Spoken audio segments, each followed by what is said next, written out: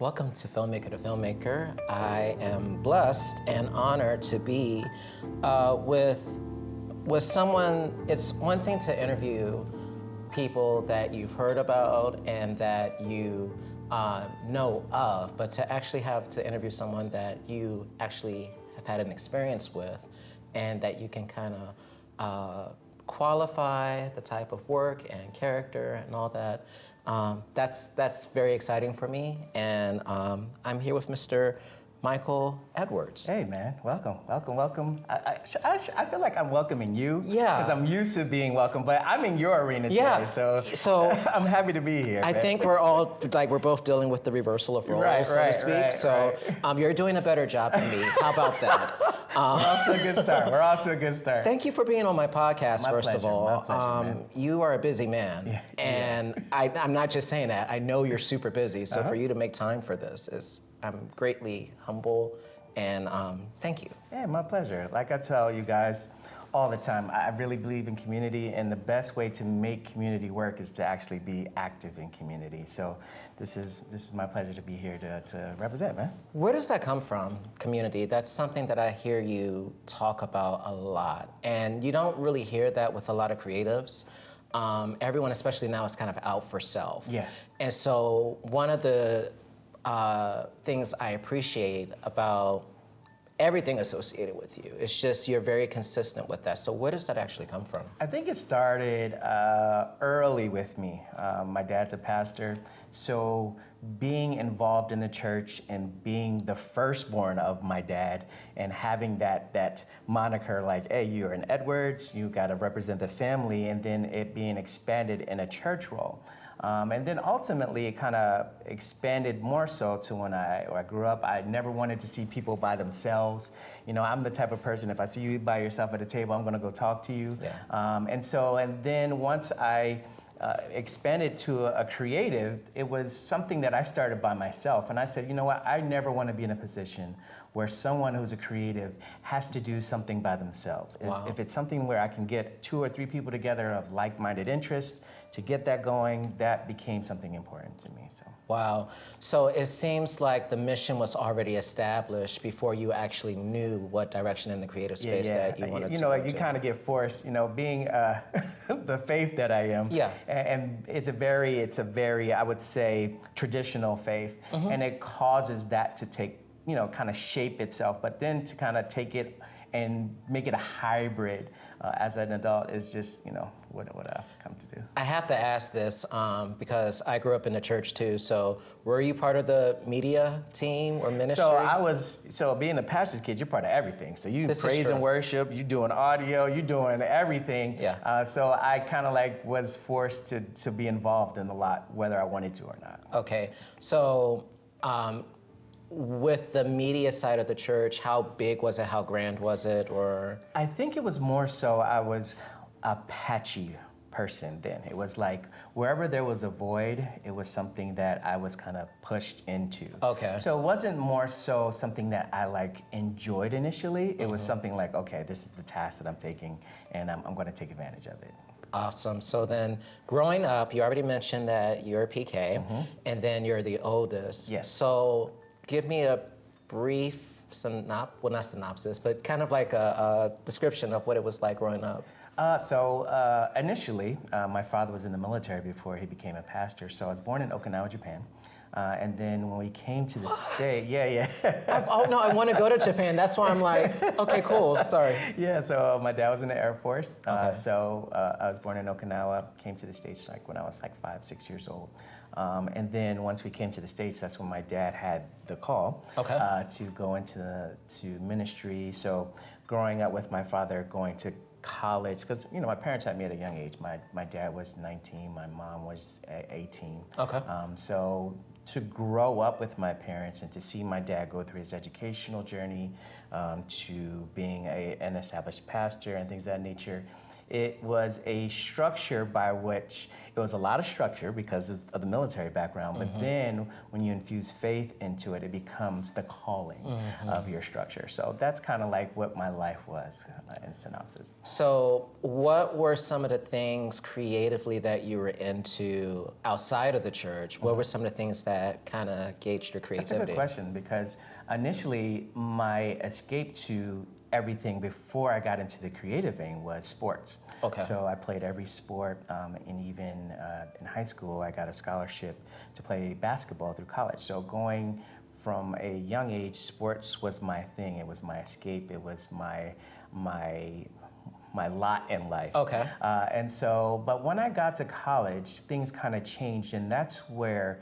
I really started to understand or sense the level of creativity that I had, and that's kind of like where it blossomed. So what was the moment in college that was the moment that said, this is it? Yeah, so I was asked to take a ministry in my college called Loaves and Fishes, and it was an opportunity to work with inner city kids that are around the area and to help them develop certain creative needs, whether it be homework, whether it be media, whatever it was. We extended that to the kids, and it was a lot of fun. And that's where I was like, you know what, there's something in me outside of what I thought was, sports and things of that nature. It became like, okay, I'm a creative. Like, what is that? That's where I was when it kind of blossomed for me. And what college did you go to? I went to Columbia Union College, which is now Washington Adventist University. Okay. So my degree says Columbia Union College for those who. Love it. Yeah, My degree's like that too, because I went to University of Maryland University College, and now it's Global College. Yeah, see. I don't tell people what I major in. Yeah. It's not relevant. Right. No, I majored in communications. Okay. But I don't say it anymore now because there's this video going around, I don't know if you saw it, where they're like, the communications is the most worthless or pointless major in college right now. It's like, oh God, like, tell that we're not gonna put no labels on you. You know what? I'm proud of my communications. That's right. degree. That's right. Okay. So you go to college, and then you start to identify that this is something you're interested in. Yeah. What were sort of kind of the natural steps that you took from transitioning to it being an idea to you actually grabbing a camera or writing a script or whatever it was? So I'll go back in time. So I will have to say that being a creative kind of like started even before that when I look at the whole story of things. I remember seeing the movie Flight of the Navigator. Okay. And I was like, and back in the day they had like the behind the scenes, like they don't do that in movies. They don't do that anymore. Yeah, man. So it was an opportunity for me to see like they filmed this, and I was like, wow, this is incredible.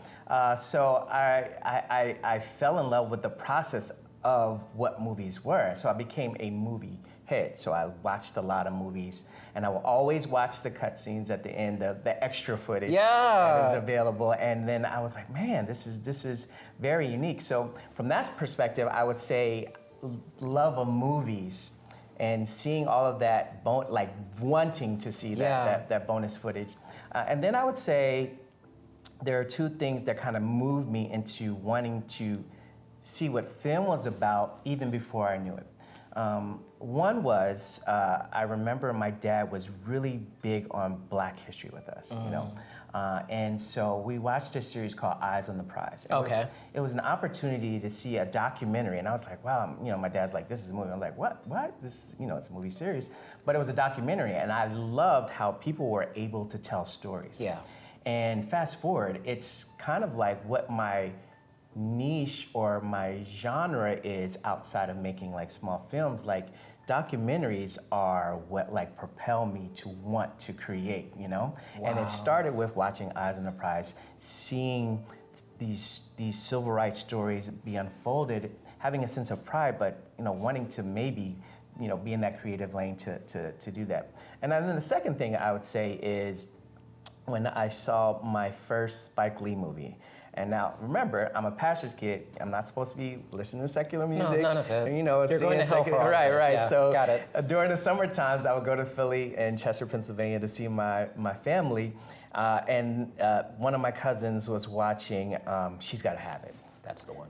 You know, and I'm like, wow, like how is this movie so like visual and it's black and white? Like, and I was like, wow, this guy, you know, and my cousin's like, oh, this is a Spike Lee joint. Yeah. You know, I don't know nothing about that. So then fast forward, in high school, I start looking at his films like intentionally and seeing Mo Better Blues and Do the Right Thing and seeing that unique style that he had.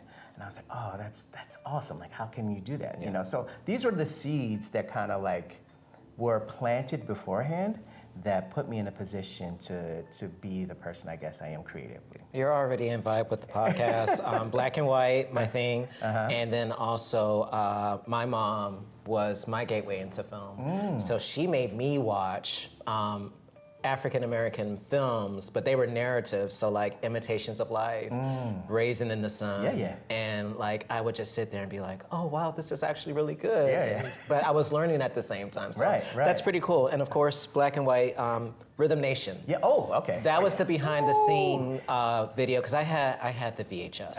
And I still do to this day. I'm gonna meet Janet Jackson, I'm gonna show her the VHS, and I'm gonna be like, hey, you need to sign this. Right. Because this was my Bible. Right. But I was more fascinated with watching the behind the scenes as well. And I did it repeatedly until I was like, okay, I didn't know what it was back then, but I love the process like you, so. It's crazy that you say that, right? So again, I'm not allowed to watch secular stuff and things. So my brother and I, my parents would go to prayer meeting on Wednesdays. Sometimes they wouldn't take us because we had like homework and stuff. Yeah. And so we figured out a way that we could put stuff on VHS as well.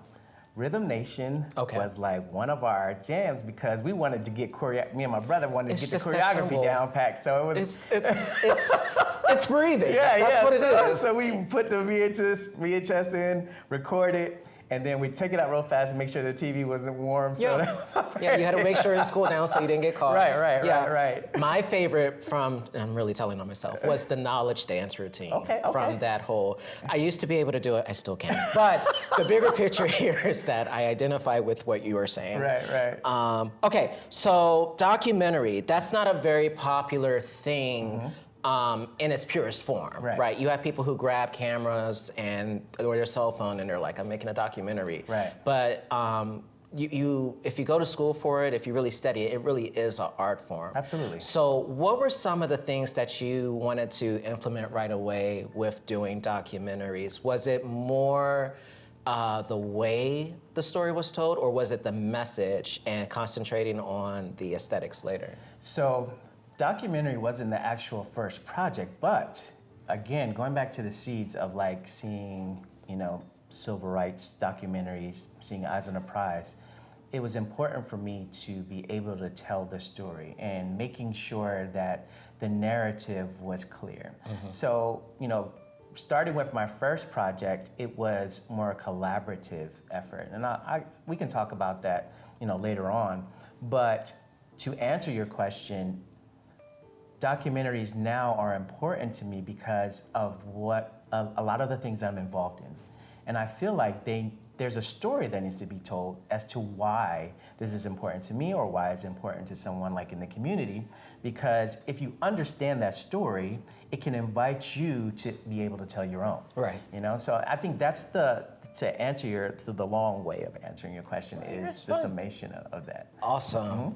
So, what is your process for directing film? Do you have a process, or is it just kind of like you flow with it, or? So I got to shout out my production crew. So I gotta give you the background story. So, during COVID is when I was like, you know what, I'm gonna do it. I'm going to invest in telling stories or making a film or doing something related to film.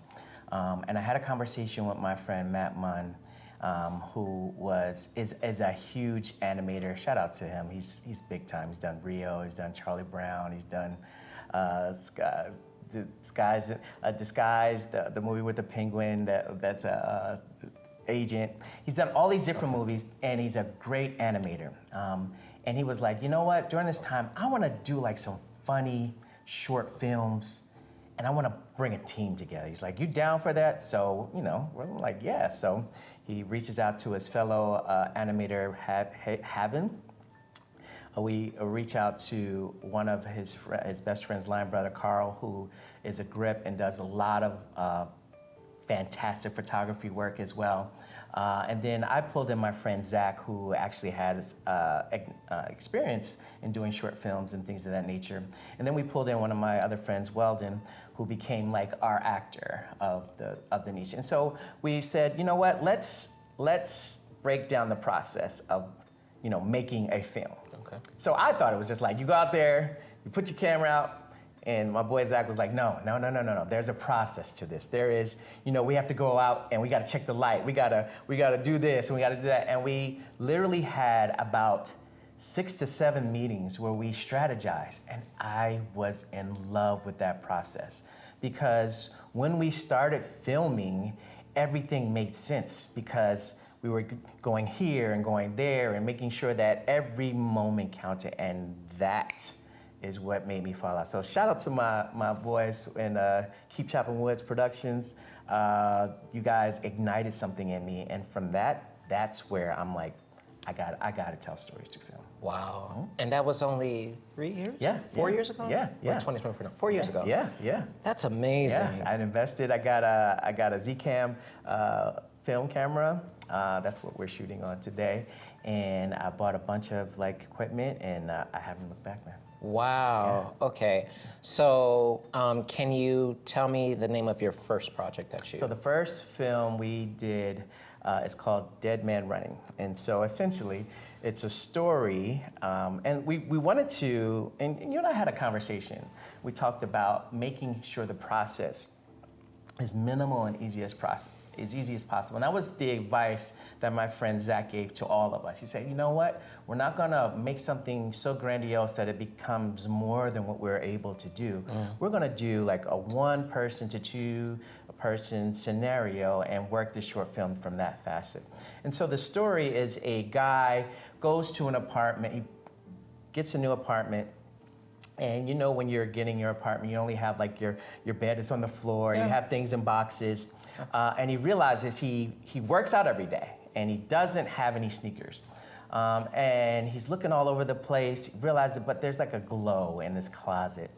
And there's the box that he doesn't recognize. And in it is these sneakers. And he's like, I just want to run. But there's other things that kind of tell you that there's something going on with these shoes. So long story short, he takes the shoes, and ultimately the shoes belong to the person who used to live there. Okay. And this person is kind of haunting him in a funny way through the story. So that was the concept of the movie. And it was really cool because through all of the strategy and things of that nature, I had a drone. I was able to capture some things from drone and all of the different things. So it was a lot of fun. It was just a lot of fun, man. I'm just gonna take a guess. Was the person Michael Johnson?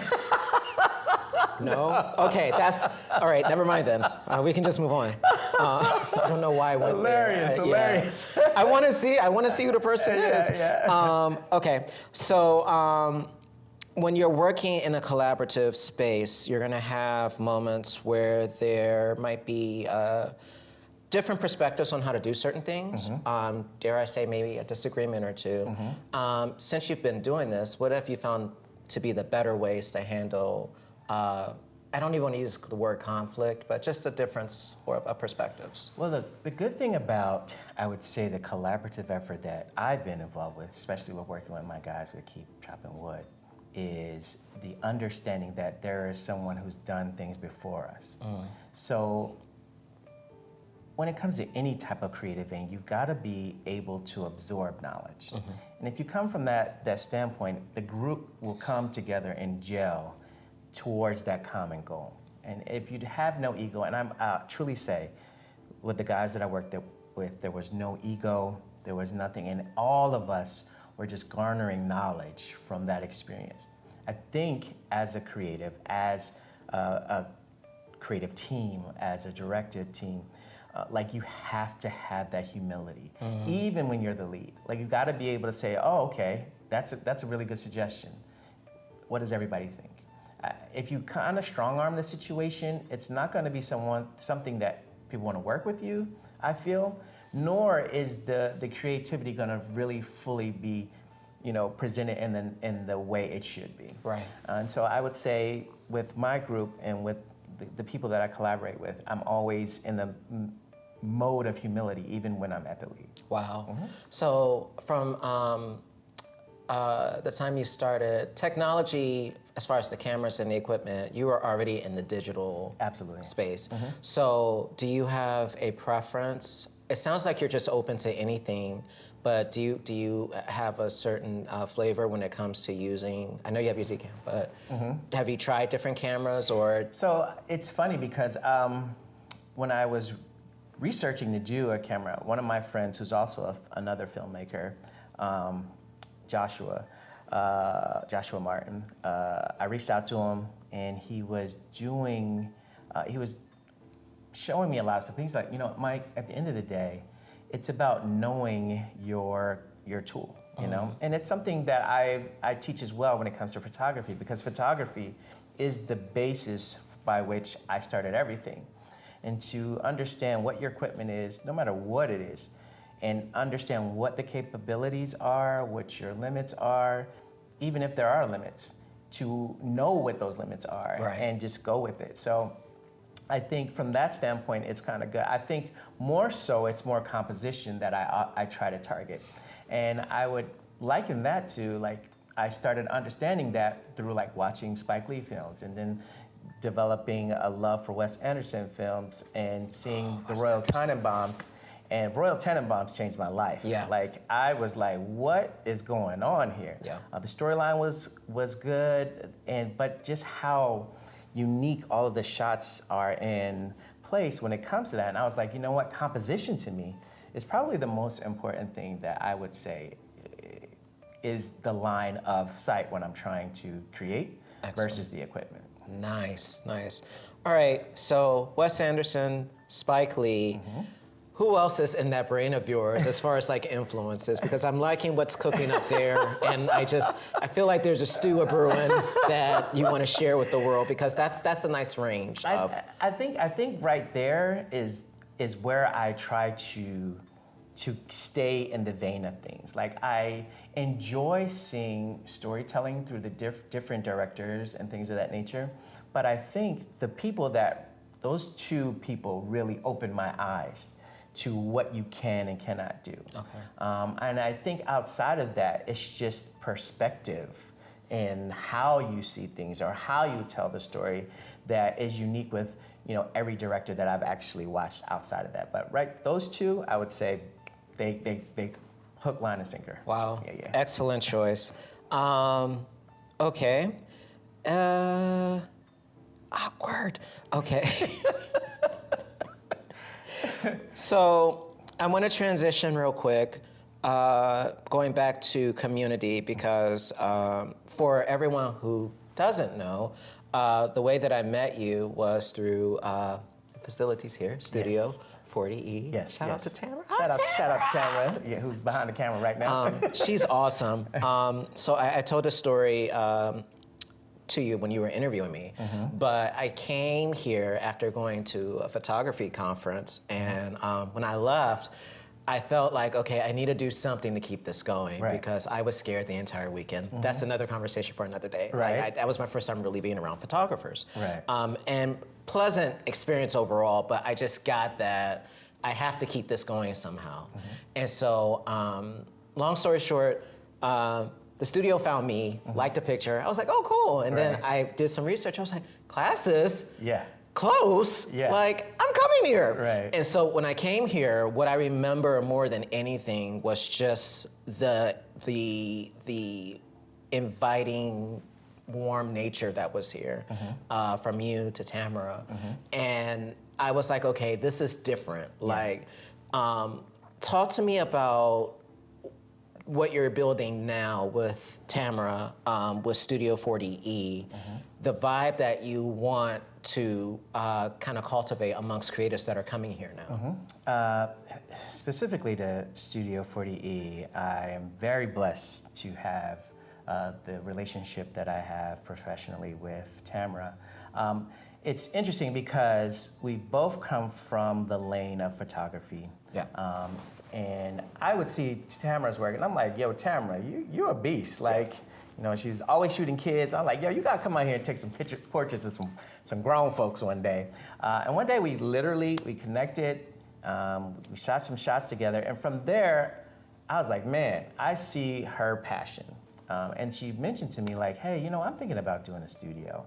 I'm like, yo, do that. Whatever you are about, I'm with it. And from that, you know, fast forward, Studio 40E came about, and I wanted to be a part of what this was because of what Tamara's vision was. And I was like, you know what? I'm about that. I'm about community. I'm about welcoming. I'm about making sure that everyone has a place where they can create, and this is what this place is. Was there any hesitation when you embarked on this as an instructor of just what you probably would get coming through the door, right? Because you're opening yourself up to just, when you put an ad out, you don't know what you're gonna get. Right. So how do you kind of keep that mindset of no matter who walks through that door, the goal is to accomplish X, Y, and Z? And I think that's just what it is. Okay. It's the mindset like, hey, we want to provide services that allow you to get better at what you do.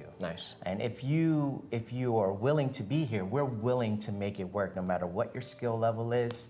You know, a lot of times even with some of our workshops, we're having to break down some very essential learning to just basic photography. But it's worthwhile because if we can make that connection, then they know that there is value in their creativity and they can push forward and do more things. Nice. So when we're talking about creatives, I said it in the beginning, the few places that I've been to, either those communities or organizations, they were cultivated over a span of time, or if it's new, there are people who are trying to build.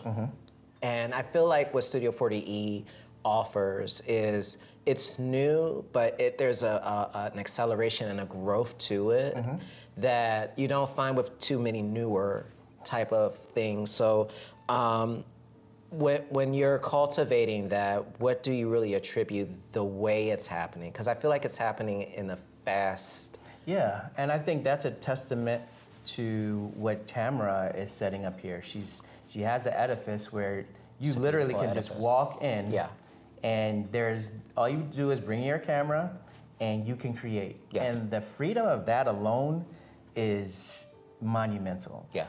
And so that's a testament of the work that she's put into the studio. And in turn, it allows for me to, you know, be the ambassador, just to speak on what it is that she actually is doing. So, yeah. Awesome. And then not only are you a part of Studio 40E, but then you have Portrait Me DC. And so I found out about that when I came here, and I'm like, wait, it's kind of like one of those things you keep pulling back the layers, and it's like, what else is here? So tell everyone what that is. All right, so PMDC, now that's my heart. That's something that is near and dear to me. PMDC started about 6 years ago. It was brought to us by two individuals, Icy and Johnny, who came from Boston. And in about 2.5 years in, Icy, she had a lot of stuff that she wanted to do. I literally came there, and it was beautiful to see just the few individuals that came to meet, and everybody enjoyed creating on any level. And I was enamored by it. And I put a lot of energy into making sure that I was there, and, you know, and Icy came to me one day and was like, look, you know, I got a lot going on. Would you mind taking the lead here and running PMDC? And for the past this will be 4 years, I've ran the reins of PMDC. We've gone from a community that was about 1,200 to like 11,000 now. We have community relations within the city, like with Union Market and Goodwill, and we want to make sure that we're not only providing a space where people can create freely, but have an opportunity to get a job, or have an opportunity for the community to know that there are models and photographers and videographers and stylists that are available if you tap into a community like this. So it's something that's near and dear to me. Shout out to my PMDC folks, Natasha. If you seen, you met Natasha. Natasha's like Shout my out to right, Natasha. my right hand, and then Icy and Johnny, who we make the mod team, and then shout out to our ambassadors, Felipe, Akasha, Ashley, Muhammad, Felipe and Steven, for doing a wonderful job making sure that everyone that comes to one of these meets has a wonderful, wonderful time. I can't wait. I'm coming in March. Awesome. So I'm looking forward to... Just be prepared. You're gonna be hooked. Like, Okay. I tell people, I'm not gassing you, but I'm lighting you up a little bit. Sure, that's because fine. it's intoxicating to see like-minded creatives who are not selfish about what they do, you Yeah. know? And that happens, we talked about this earlier in the interview. Sometimes creatives can be selfish. Sometimes they can be guarded in what it is that they have because they feel like there's a level of competition. But Yeah. in this community, that doesn't take place. I can't wait. I can't wait. I want to be in one of the commercials too, because that's what got me. Yeah, It's yeah. like, still pen. Yeah. So when looking for community, or whether you decide to build it, what do you recommend? Should a person try to build their own, or do you think they should find one? I think there's two ways to go about it. You need to figure out where there's a need, Okay. right? So community only works if there's a need, So once you figure out what a need is, then if it's not being generated in a community, then you figure it out and start it yourself. Nice. And it's gonna take time, but if you're consistent, if there's a general need that others are seeing, they're going to be drawn to that. And like I said, it has to be from a genuine place. It has to be where people feel welcome, where there's not any type of buffers or any type of walls that you build. It has to be from a genuine place. Nice. And I think you kind of answered this, but I'm just going to put it out there. Who are your favorite collaborators to work with? I kind of think I know the answer, but I just, for the record. I'll say this. There are people that I love to collaborate with, but I'll keep it broad. I want to work with people who want to be aligned with a welcoming spirit, and that identify with being able to share something to someone else. Nice. If it's something that can be given away, then we're doing something properly, If it's something that we're keeping to ourselves and then we want all the credit, then that's not gonna grow. That seed is only gonna grow in one direction, and not many people are gonna see the fruit of that. But if you're willing to collaborate with me and we can give something away, Yeah. then that's where I wanna be. Best answer ever. Okay, so this is the fun part. I think the whole interview is fun, but I normally ask questions as like lightning rounds or whatever. Okay. So the last 3 good movies that you've seen. The last 3 good movies I've seen, I would have to say I liked Dune. I saw Dune again recently. Is it good? I actually liked it. I'm looking forward to seeing what part 2 is about. What else have I seen recently that I liked? It got me good, because I'm watching a lot of shows lately. To me, like right now, I'm enjoying watching shows. Okay. And the show that I'm really watching recently is Suits. What is happening in the world that is making a comeback? It was I'm late to the game, but Suits right now is Okay, go Megan. No, now I want to watch Suits. It's really good. Okay. It's really good. Another show that I'm watching, I'll get back to the movies, is a show called Mo. Okay. And the reason why I like the show is, so I have two sons. One is a senior in high school and one is in 5th grade. But my youngest has signs of autism. Okay. He's on the spectrum a little bit. And he's such a beautiful mind. And in this show, Mo, this guy is working the hardest he can, and his brother is on the spectrum as well. And to see the challenges that he goes through by uplifting his family and as well as taking his brother, I just like, this is what I want my oldest son to be able to do when it comes to my youngest son. So Gotcha. that's another show that I'm really into. And then I want to say movie. What movie? I haven't seen a lot of movie. I'm going back to like watching old movies again. Okay, I do that too. Yeah. Yeah. No, now let me tell you something. My friends laugh at me because I'm the one to go to the Alamo favorite theater. Just want to put that out there. Okay. That's they do like old things all the time. So they did Clueless this past weekend, and they did The Matrix on Monday, which is my favorite film of all time. Okay. And I've seen everything from Enter the Dragon, and they do a lot of throwbacks. They're doing Malcolm X this month. Okay, hey. Yeah. I think that's on a Sunday. So yeah, old movies if you want to throw that in the... Yeah. I'm just getting back to, and I think the reason why I'm watching a lot of older movies is because like I'm still acquiring my flavor to what it is, and I'm like trying to pinch from there and pinch from there. So nice. Yeah. Okay. No. I just real quick, what if you're keeping up with it, you can answer. If not, we can just throw another question in there. Okay. What do you think of the Oscar nominations? Well, I'll say this. I like Jeff, and I want to see that movie. I think So Jeff, good. I think Jeff deserves to win because he's such a dope actor, and he's from the DMV. He's from the DMV.